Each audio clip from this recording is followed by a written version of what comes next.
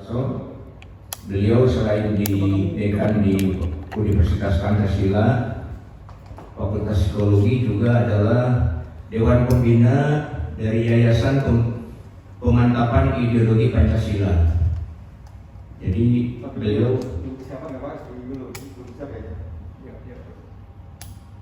baik, sambil menunggu Pak Sony. Bagaimana Pak Carlo? Ya. Baik, sambil menunggu Pak Sony, saya kira kita buat ice breaking 3 menit ya, Bapak Ibu sekalian, biar tidak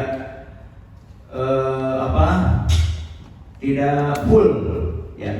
Kita berikan dulu ice breaking. Baik, ice breaking kali ini adalah I love my partner. Saya mencintai partner saya. Tentu saja ini partner dalam artian kolega ya, dalam bidang pekerjaan kita, ya, teamwork kita, tim kita. Nah, pertama-tama saya akan membuat instruksi dengan mengatakan seperti ini. Saya mencintai partner saya, terutama yang menggunakan seragam Polri. Maka yang merasa menggunakan seragam Polri harus pindah tempat, Bapak Ibu sekalian. Saya sudah bisa gabung. Siap Pak Sony. Kita tunggu 2 menit ya Pak Sony ya. Kita tunggu 2 menit ya supaya mereka ini. Nah, siapa yang sudah paham? Angkat tangan. Siap. Jadi saya mencintai partner saya, terutama yang menggunakan seragam Polri. Maka yang merasa berseragam Polri harus pindah tempat. Tapi nanti instruksinya akan beda lagi ya. Dan yang merasa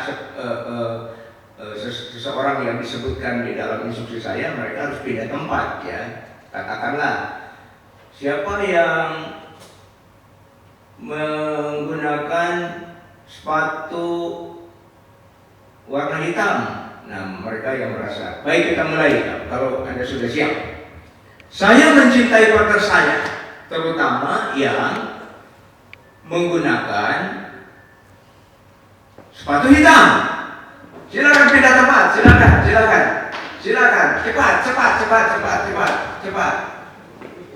Cepat. Iya. Ya, cepat. Baik, lanjut. Saya mencintai partner saya, terutama yang memakai masker. Ayo cepat. Pindah cepat. Yang memakai masker pindah cepat.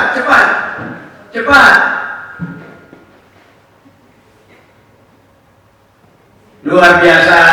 Baik. Terakhir, saya mencintai partner saya, terutama yang memakai jilbab. Cepat pindah. Baik, semua tangannya di kepala Bapak Ibu sekalian seperti ini, dua tangannya. Nah, kita gosokkan seperti ini ya.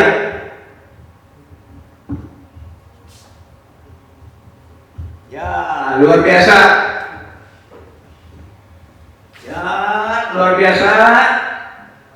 Oke, cukup. Kita beri aplaus untuk Anda semua. Dan marilah kita sambut dengan tepuk tangan yang meriah untuk Bapak Dr. Sony Suharso.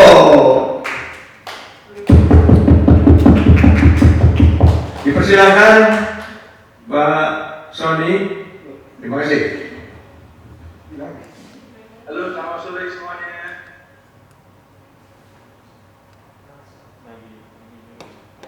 Apakah suara saya bisa didengar? Jelas, Pak Sony, jelas, suara jelas.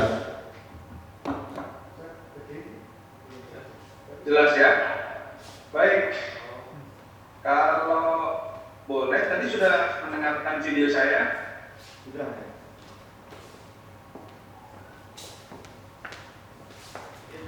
Video sudah tayang, video 1 dan 2, Pak Sony, mohon izin. Ini saya bisa interaksi nggak dengan peserta? Bisa, lanjut, bisa. Coba di-unmute, bisa nggak di-unmute peserta? Interaksinya dengan bahasa tubuh, Bang Lima. Pak Sony.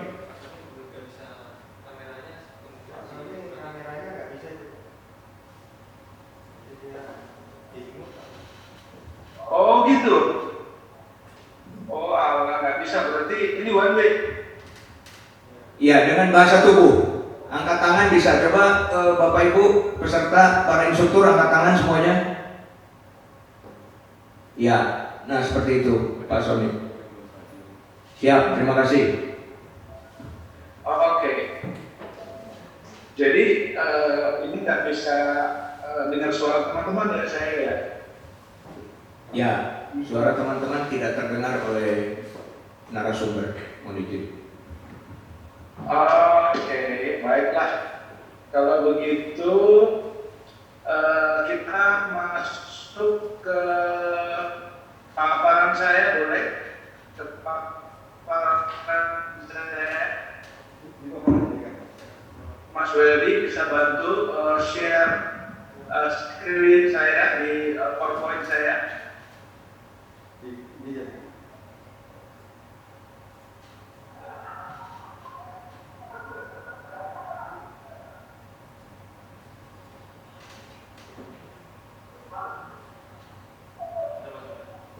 Halo? Sudah. Sudah siap. Sudah siap, Pak Sony. Ya. Sudah tayang.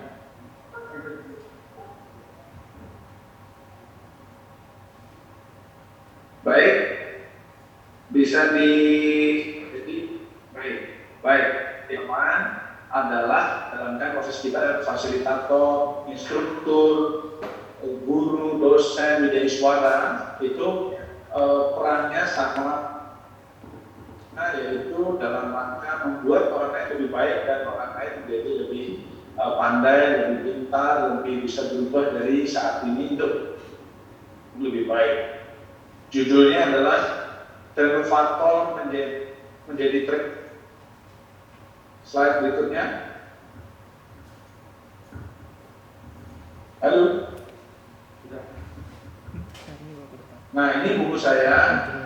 Silakan bagi teman-teman instruktur maupun fasilitator yang ada di Papua.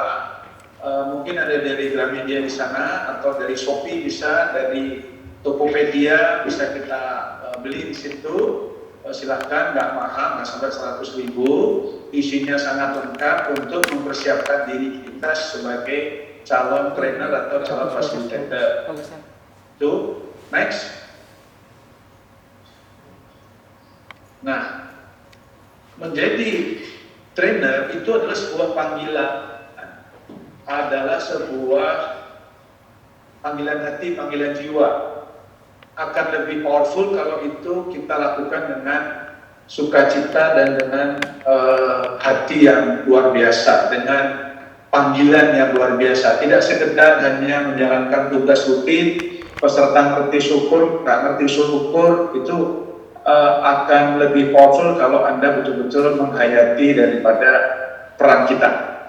Oleh karena itu, seorang trainer adalah profesi yang sangat mulia. Trainer adalah sebuah profesi yang memaksa seseorang untuk terus-menerus memperbaiki dirinya. Mau belajar terus sampai dia bisa menjalankan fungsinya dengan baik untuk membuat orang lain lebih baik lagi. Next.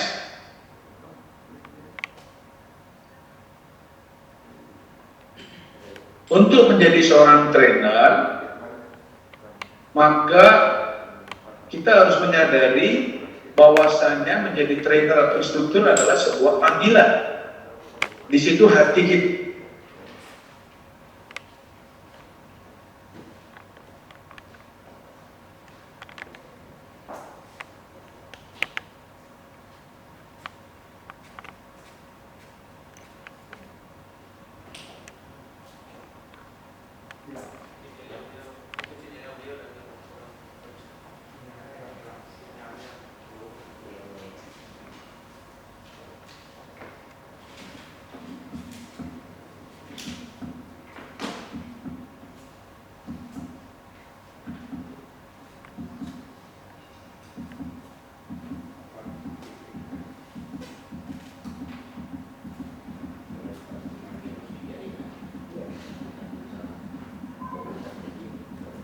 oleh karena itu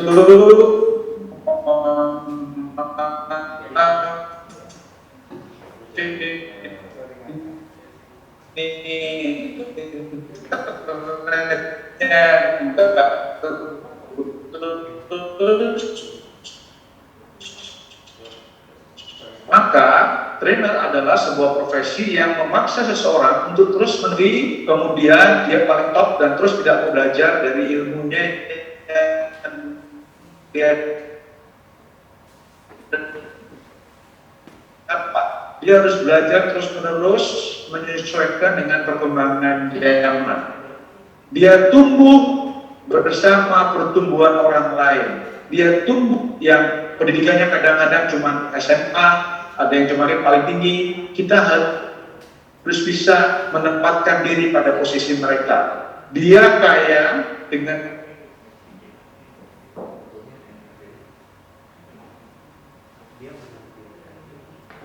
cara memperkaya orang lain. Jadi dia tumbuh bersama orang lain, tapi juga dia kaya bersama orang lain dalam pengertian apa? Pengetahuannya, pengalamannya, bahkan mungkin secara ekonomi. Dia akan mendapatkan penghasilan yang baik ketika dia betul-betul menjiwai perannya, bisa menjadikan orang lain lebih baik, bisa berubah lebih baik. Seorang trainer harus learning. What you stop learning, when you stop learning, you saja berhenti. Memperbaiki diri kita sendiri ke orang lain, maka menurut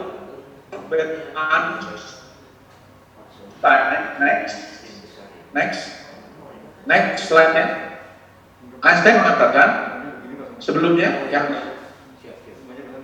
Einstein sebelumnya ya, terus dikit lagi. Nah, once you stop, Albert Einstein, seorang ilmuwan yang luar biasa, yang top, ya, yang menjelaskan bahwa even ada jenius apapun seperti dia, tetap harus belajar dan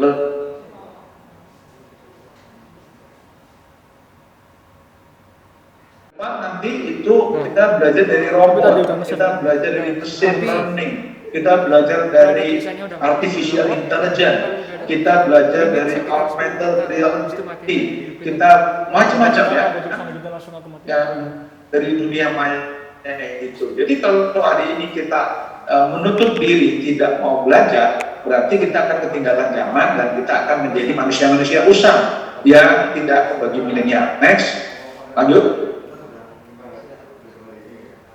Nah, kita lihat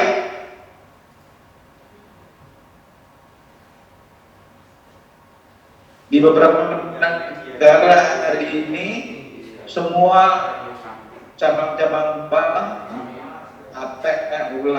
cabang-cabang bank ya, itu sudah nggak ada manusianya, semuanya udah ada mesin-mesin, setor pakai mesin, customer service mesin, teller mesin, bahkan di beberapa negara ada taksi-taksi tanpa awak, taksi-taksi tanpa setir, taksi-taksi tanpa driver. Kita hanya mengayunkan tangan ke bawah, lalu di situ virtual tombol-tombol, kita pencet, kemudian kita bayar, kita berangkat, balik lagi nanti sesuai dengan jalur yang kita tetapkan. Jadi mobil tanpa awak, mobil tanpa setir, itu akan ke depan seperti itu. Sehingga kalau hari ini kita tidak mau belajar mengembangkan diri kita, maka kita akan menjadi, lanjut, halo, bisa dilanjutkan?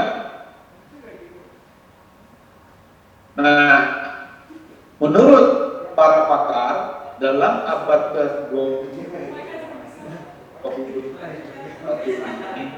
ini ada sejumlah keterampilan yang harus dimiliki bagi seorang trainer yang harus belajar sepanjang hayat. Salah satunya ada critical thinking,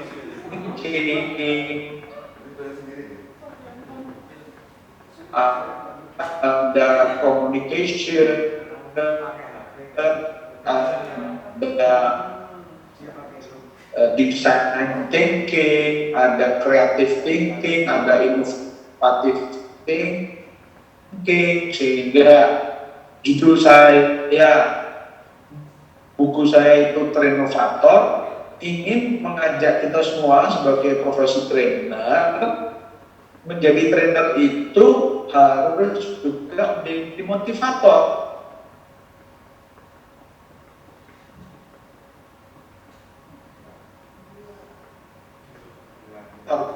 Bagi peserta siswa, kita bukan robot-robot sistem target, peserta ngerti atau nggak ngerti terserah, terus kita pulang sebagai trainer kita harus mampu mendelivery Pak. Ini menurut penelitian dalam buku 21st Century Lifelong Creative nih potensi yang ada di daerah kita sendiri, mulai dari siswa sebagai bagian daripada kita pembelajaran, sebagai metode pembelajaran bisa kita manfaatkan. Jadi tidak harus yang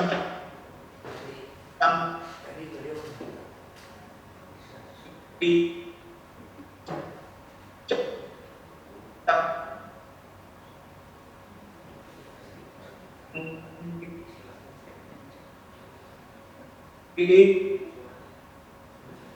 tetapi apa yang ada di sekitar kita bisa pakai, bisa bambu, bisa permainan tradisional, bisa apa saja ya yang bisa ada di sekitar kita, pelajaran untuk membuat adik-adik kita lebih baik lagi dalam proses berpikir, bersikap maupun bertindak mereka sesuai dengan harapan pimpinan Polri. Nah, untuk atau perlu kita miliki itu menjadi seorang trainer yang motivator, trainer yang inovator, trainer yang memiliki dampak yang luar biasa dalam menjalankan perannya. Next, nomor 1, 10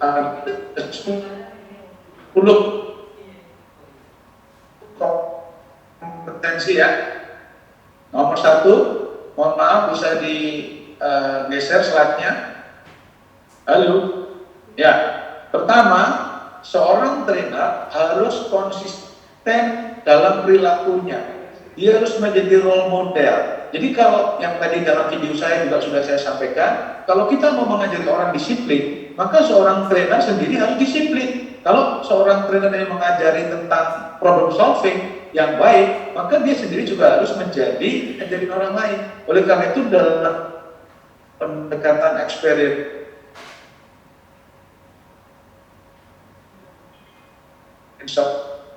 learning dalam proses pembelajaran berdasarkan pengalaman, seorang trainer yang baik, yang berdampak, dia juga harus mempunyai pengalaman yang sama.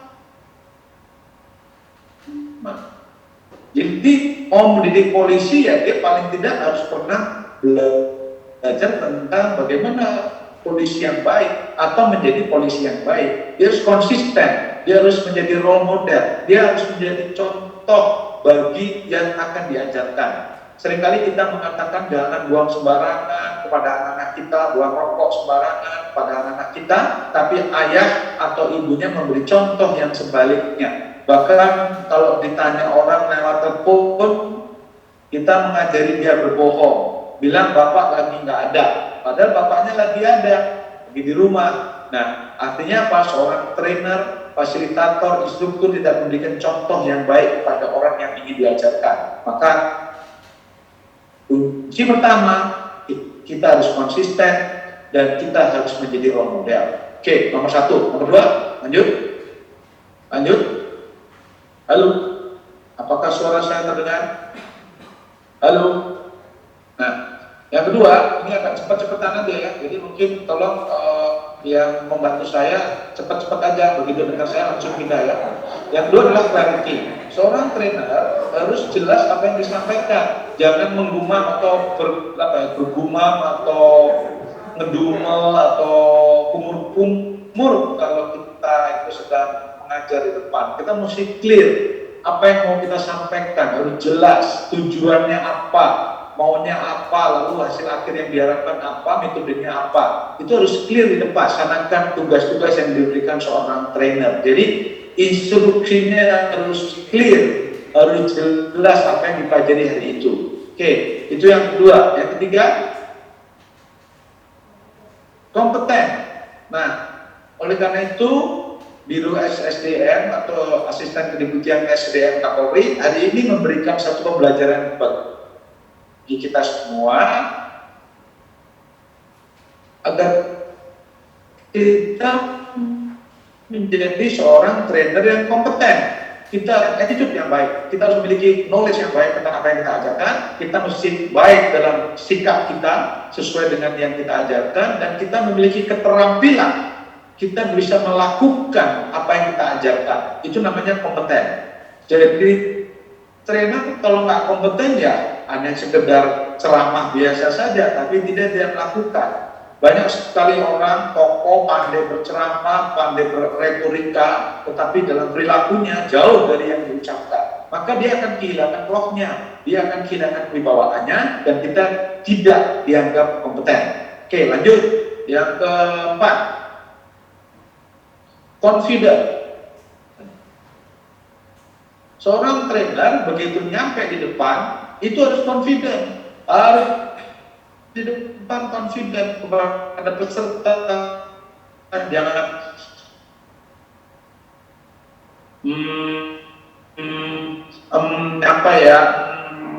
grogi, gugup ya. Makanya harus latihan. Latihannya bisa di depan kaca, bisa di depan teman-teman, bisa di depan murid, maksudnya di siswa atau apa saja Anda bisa lakukan. Oleh karena itu harus banyak jam terbangnya. Seorang trainer yang jam terbangnya canggih banyak, itu akan lebih canggih, lagi lebih mumpuni ketimbang trainer yang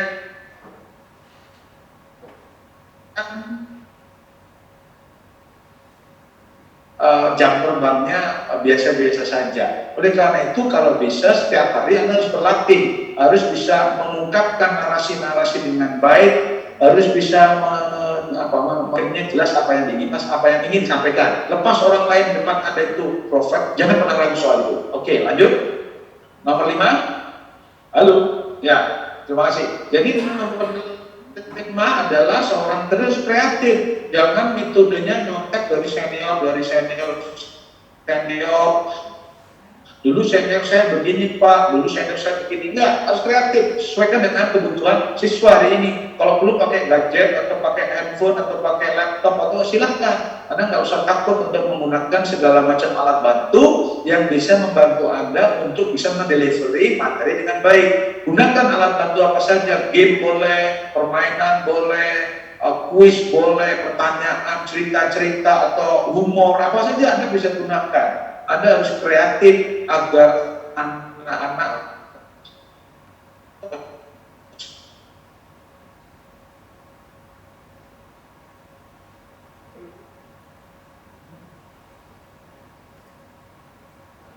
siswa kita tuh senang. Nah, kalau orang udah senang, belajar itu lebih gampang daripada orang yang tiba-tiba masuk nggak ada ice breaking, nggak ada pembekalan, tiba-tiba akhirnya mereka mengalami satu kejenuhan atau shock ketika kita tanpa kreativitas yang baik. Lihat audiens kita seperti apa. Halo, bola.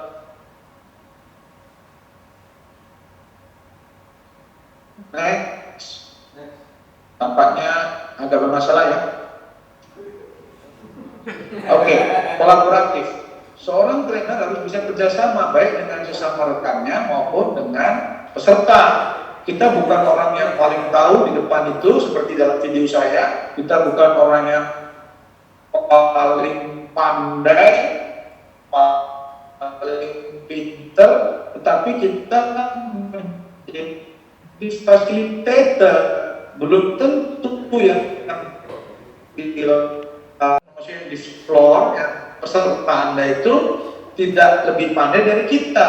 Hari ini gitu ya, ada Google, ada YouTube, ada Instagram, mereka bisa lebih pandai dari kita dalam hal tertentu. Oleh karena itu kita harus kolaboratif, harus kerjasama, harus memberi kesempatan pada setiap apapun peserta maupun untuk kita mau belajar, saya bantu dong yang ini. Jadi kita harus mau kerjasama, kolaboratif. Seorang trainer yang sangat banyak dipakai karena dia tidak bisa kolaborasi dengan rekannya maupun dengan peserta. Next, kita sedikit lagi, dikit lagi. Halo. Next. Komunikatif ya, oke.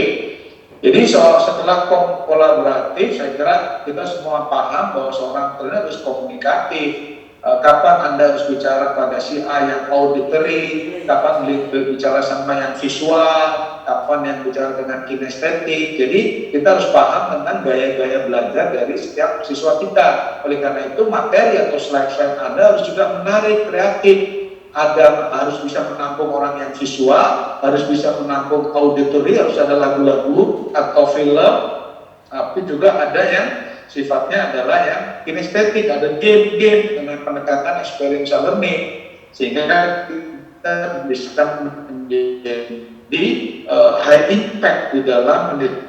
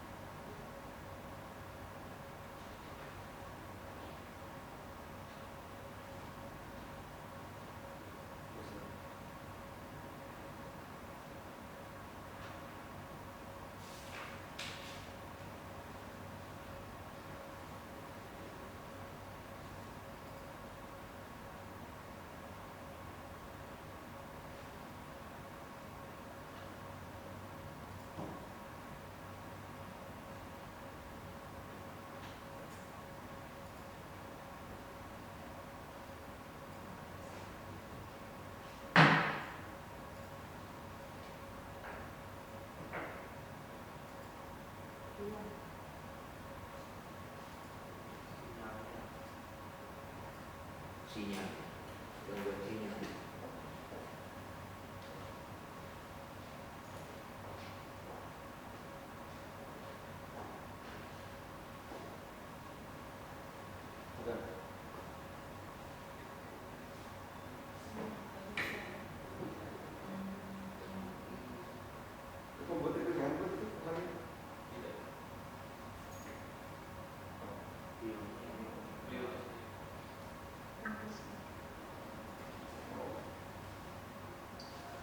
Halo.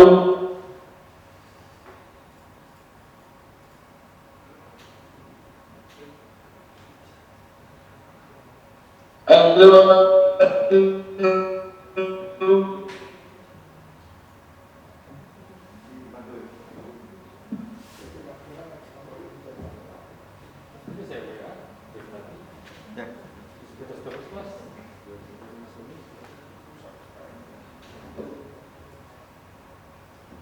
Izin Pak Sony, jaringan terputus di tempat Pak Sony.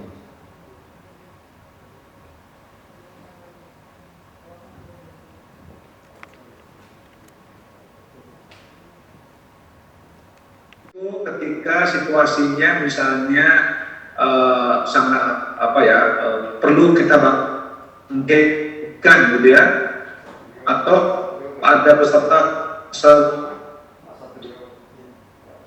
kedua yang mungkin kurang bisa kerjasama, kita harus berhasil mengambil risiko. Misalnya masih ini, Anda luangkan waktu untuk mengambil risiko sekecil apapun, artinya tidak menyalahi kurikulum, tetapi dalam rangka memperlancar dalam tugas Anda. Terakhir,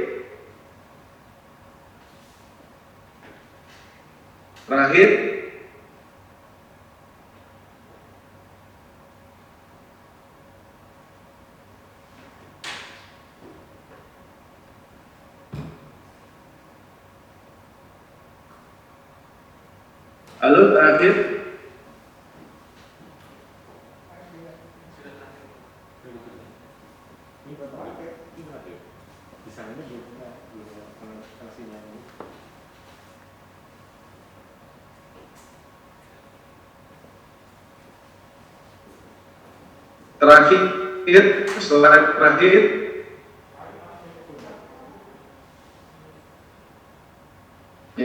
Ya. Terima kasih. seorang trainer itu harus care, harus peduli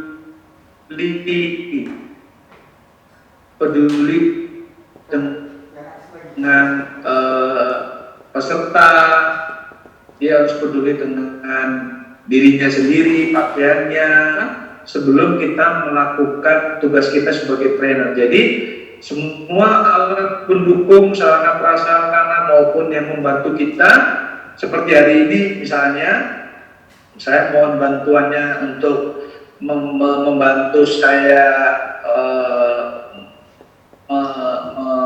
melantarkan slide saya. Ini harusnya koordinasi ya, harusnya kita ya,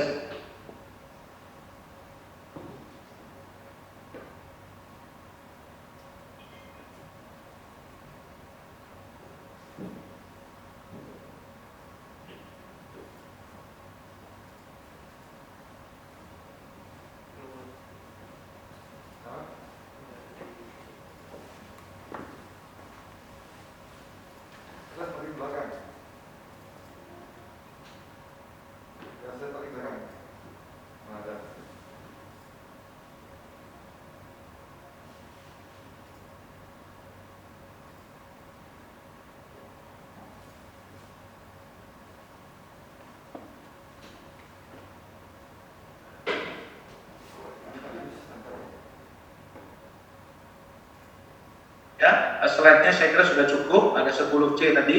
Sekarang di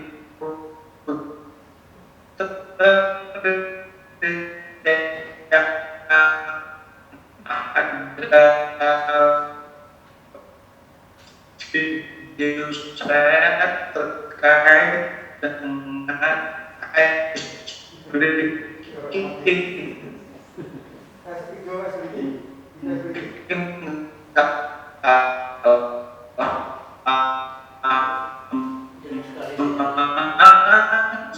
setelah itu kita akan buka tanya jawab.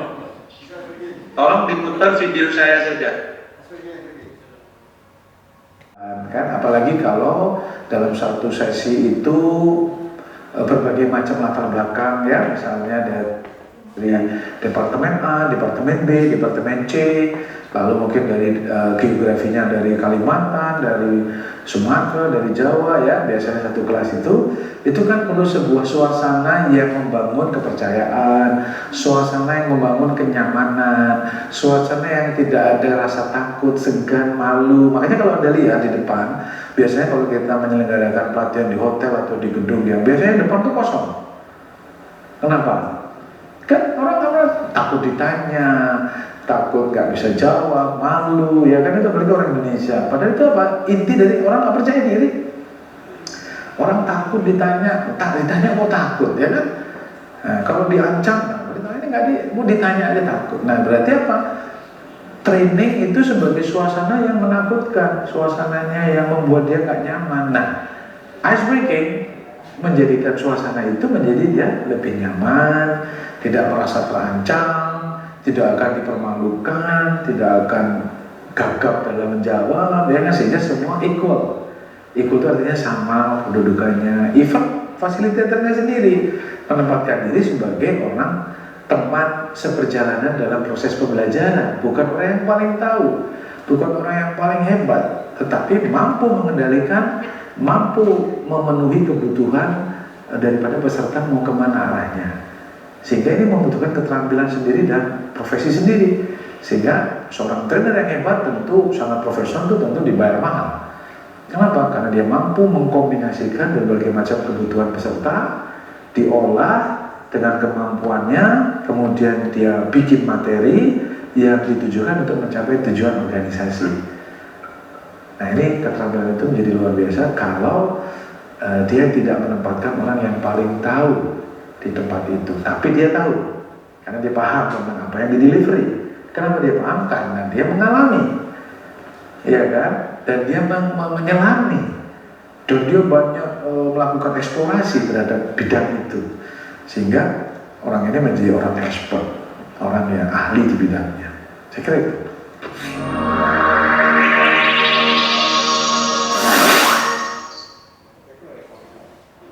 Baik. Mungkin ada pertanyaan. Kita buka sesi tanya jawab, Pak Robi, Pak Langgeng, mungkin dari teman-teman ada yang ingin ditanya. Berapa menit? 30 menit, 40 menit, monggo, masih ada waktu aja, monggo. Kalau ada yang mau ditanya, mungkin satu-satu ya, sehingga tidak noise. Silakan, Pak Robi.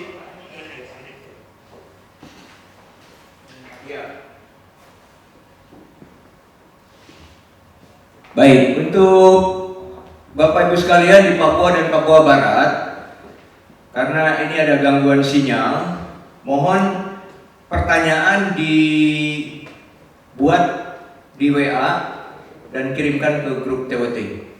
Dipersilakan.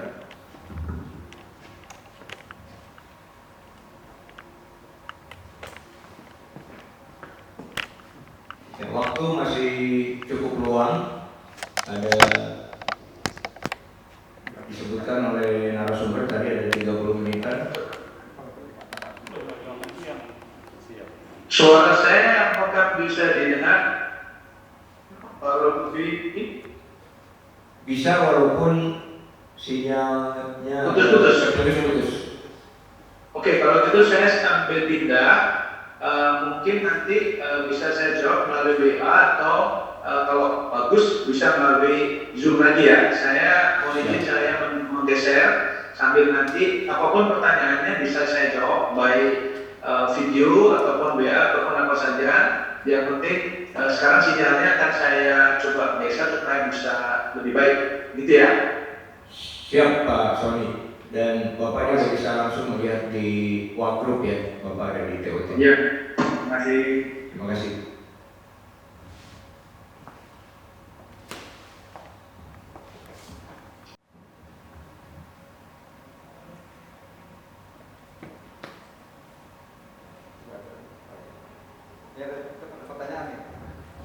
Ya, sudah ada beberapa pertanyaan yang masuk. Mohon izin, Pak Sony bisa dengar?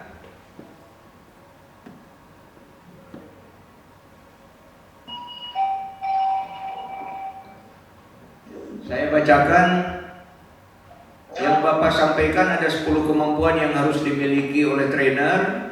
Dari 10 kemampuan tersebut minimal trainer memiliki berapa kemampuan? Begitu Pak Sony, pertanyaan yang pertama. Mana pertanyaan pertama? Ulangi. Dari 10 kemampuan yang tadi Bapak jelaskan, seorang trainer minimal harus memiliki berapa kemampuan? Itu pertanyaan yang pertama. Baik, saya jawab aja langsung.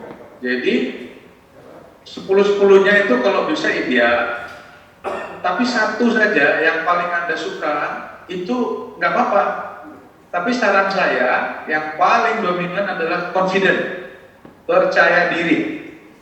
Apapun yang akan delivery, kalau Anda nggak pede, itu semuanya mati kutu sudah. Kita jadi blocking. Oleh karena itu dari 10 itu yang paling dominan menurut pandangan saya adalah confident atau percaya diri. Yang lainnya bisa kita tambahkan lagi.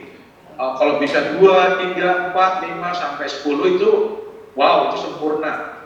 Tapi satu saja dari 10 itu Anda kuasai, itu udah luar biasa. Salah satu yang utama adalah confident. Saya kira itu bisa diterima, bisa didengar. Terima kasih Pak Sony. Apakah bisa diterima? Bapak Ibu angkat tangan. Ibu Nurlaili ya. Jadi saya ulangi, idealnya 10-10-nya dikuasai, tapi cari satu yang Anda sukai dan yang terutama adalah confidence. Ya, betul. Ada lagi? Monggo dikirim via WA. Dari Pak David. Ya. Pak David Kosanggai. Pertanyaannya adalah trainer berpengalaman tetapi tidak memiliki pendidikan. Bagaimana tanggapan Bapak?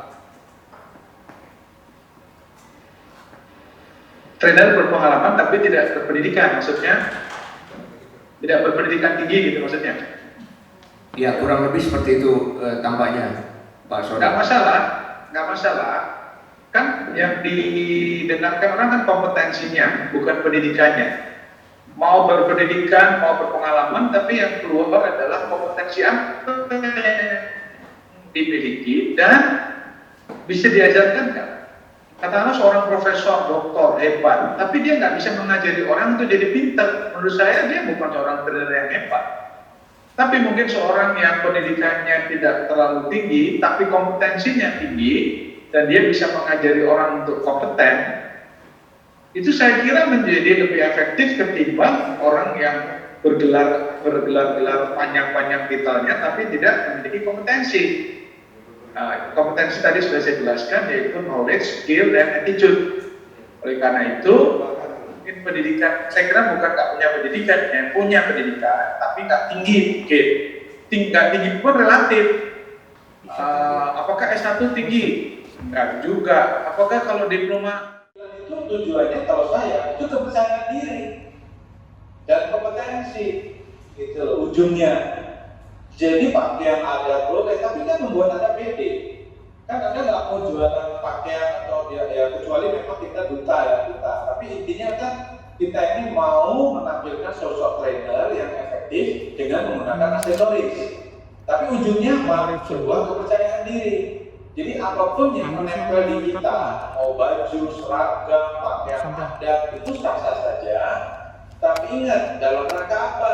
Dalam rangka kita lebih percaya diri di dalam mendelivery sebuah materi yang kita yang kuasai atau yang diberi tugas pada kita. Jadi nggak ada masalah mau pakaian adat atau apa itu tadi saya katakan, gunakan seluruh perangkat alat bantu termasuk pakaian adat untuk Anda menampilkan diri yang lebih oke dan lebih percaya diri. Jadi nggak ada masalah, silakan saja sekeren mungkin, sebagus mungkin, itu lebih oke. Itu Pak Rubi. Luar biasa Pak Soni. Bisa diterima Pak Edis Kosmare? Mohon angkat tangan. Bisa diterima? Mohon angkat tangan Bapak Ibu. Siap Pak David Kosmare. Terima kasih. Jadi Pak Soni tadi mengatakan bahwa kompeten itu lebih bersuara dibandingkan pendidikan ya. Iya. Idealnya sih dua-duanya ya, tapi yang paling penting kompetensinya. Ya, siap. Ada lagi? Ada masih ketik. Ya, masih OTW ya. Nah, Bapak Ibu sekalian, santai saja bahwa dalam hal ini kita di TOT ini memang ingin mengembangkan diri. Jadi syarat mengembangkan diri adalah itu berbasis di kerendahan hati Bapak Ibu sekalian. Jadi kita stay foolish, stay empty. Kita harus haus akan apapun yang belum kita ketahui. Sehingga dalam hal ini Bapak Ibu tanpa harus gengsi, karena kita dari kita untuk kita, ini para pelatih semuanya ya. Sehingga Bapak Ibu bisa lebih merasa rileks dan nyaman untuk mengembangkan diri dengan menanyakan ke narasumber. Ya, sudah ada lagi? Ya, Silakan. mohon izin. Dari Pak Made di Papua, kombinasi pengalaman dan pendidikan trainer akan menghasilkan sesuatu yang baik. Apakah pengalaman yang dimaksud tersebut juga pengalaman orang lain yang bisa kita pelajari? Mohon pencerahan, Pak Soni. Itu pertanyaannya. Baik. Pengalaman yang terbaik sebenarnya pengalaman dari diri sendiri. Itu yang terbaik. Tapi kalau tidak, pengalaman dari orang lain itu bagus juga, tapi kan hanya berhenti sampai di pengetahuan. Pengetahuan itu knowledge. Karena apa? Kita nggak ada behavior yang mengalami, kita pelajari, kemudian kita kasih ke orang lain. Ya, itu nggak apa-apa. Tapi tatarannya baru pada tataran kognitif atau pengetahuan. tapi belum sampai kepada menuju ke keterampilan. Kenapa? Karena kita nggak terampil. Contoh, saya mengajar tentang artificial intelligence. Oh, teorinya begini, begitu, pengalaman si A, begini, pengalaman si B, begini, ya. Kita bisa cerita. Tapi begitu dihadapkan, tolong lo bikinin program yang ada artificial intelligence-nya, nah, kita nggak bisa. Kenapa? Karena kita nggak pengalaman dan ngalamin, nggak punya kompetensi. Nah, oleh karena itu, nggak apa-apa. Walaupun Anda mau belajar dari pengalaman orang, oke, tapi sadari bahwa itu berhenti sampai di pengetahuan, belum sampai kepada keterampilan. Saya kira itu jawaban saya, Pak Robi. Siap, terima kasih Pak Prima. Apakah bisa diterima tadi Pak Made? Mohon izin, angkat tangannya. Ada lagi. Siap, terima kasih. Jadi intinya adalah apa yang dikatakan oleh Pak Sony tadi bahwa pengalaman itu adalah guru yang terbaik, ya. Gak usah takut, gak usah grogi. Lanjut. Jadi kita harus original ya, Pak Sony ya. Iya, harus genuine. Harus genuine. Bisa diterima tadi Pak Wicaksono? Ya, terima kasih. Saya melihat tidak ada lagi pertanyaan ya untuk seluruh siswa di Papua maupun Papua Barat. Syukur alhamdulillah ya, semua yang disampaikan sudah maksimal dari para narasumber. Kalaupun ada hal-hal yang berkaitan dengan adanya gap ataupun adanya keterbatasan karena sinyal, hal-hal teknis, itu adalah ketidaksempurnaan daripada siapapun yang menyelenggarakan daripada virtual learning atau e-learning. Namun tidak usah khawatir Bapak Ibu sekalian bahwa tidak ada gading yang tak retak itu akan kita perbaiki ya di masing-masing posisi baik di Jakarta, di Papua maupun Papua Barat. Nah, apabila Saya boleh tambahkan sedikit Pak Rudi. silakan Pak Sony. Ya, jadi pertama teman-teman be yourself ya, nggak usah meniru saya. Untuk inspirasi boleh, misalnya saya pengen kayak gitu, kayak Mario Teguh, saya kayak Pak Sony, kayak Pak Rodi itu boleh. Tapi ingat, kekuatan kita bukan di orang lain, tapi kekuatan kita diri kita sendiri. So be yourself, jadilah diri Anda sendiri ya. Yang kedua, sering-sering baca buku dan nonton video-video yang Anda suka yang membuat Anda lebih pede dalam delivery ya. Itu tadi salah satu contohnya video saya, ada di YouTube, ada buku saya, bahkan materinya yang saya tadi kasih boleh dibagikan Pak Robi dan Pak Langgeng, silakan. Siap. Nanti kalau ada yang kurang jelas silakan ditanya melalui WA Group, nanti mudah-mudahan saya bisa jawab. Intinya kami ingin tumbuh bersama teman-teman di Papua, kami ingin juga saling memperkaya di antara kita, dan kita kalau sudah satu keluarga, jadi tanya apa saja termasuk yang mungkin menurut Anda kurang bagus atau kurang oke, kurang cerdas, gak apa-apa ya, tanya saja, karena pada dasarnya kita ingin satu kesuksesan pada saat nanti TOT maupun pada saat nanti iklannya. Jadi kita nggak mau gagal nih, karena kita serius untuk membantu bangsa dan negara melalui pendidikan praditaran online yang kita cintai, kita banggakan. Sukses untuk teman-teman semua para trainer di Papua yang luar biasa.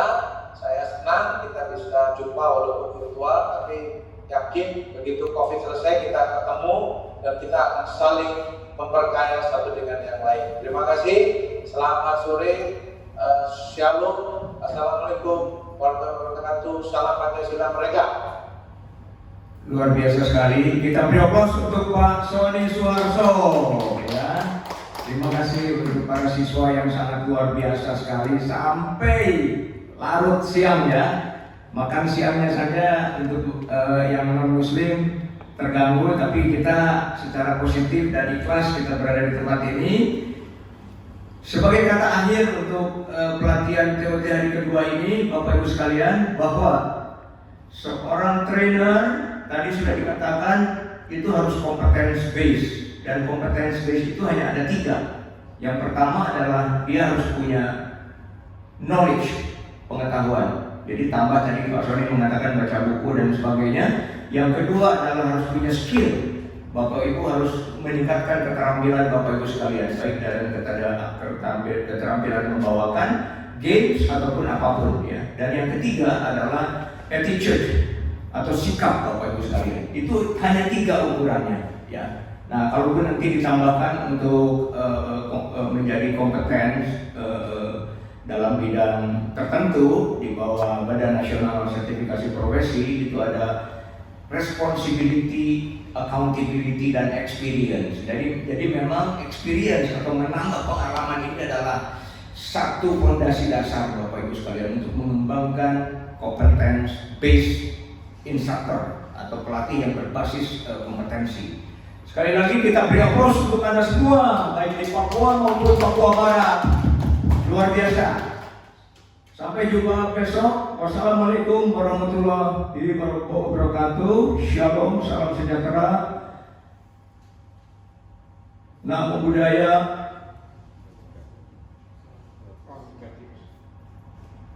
Dan ini yang disebut mati gaya ya. Ini yang disebut tadi salah satu siswa. Salam kebajikan. Terima kasih.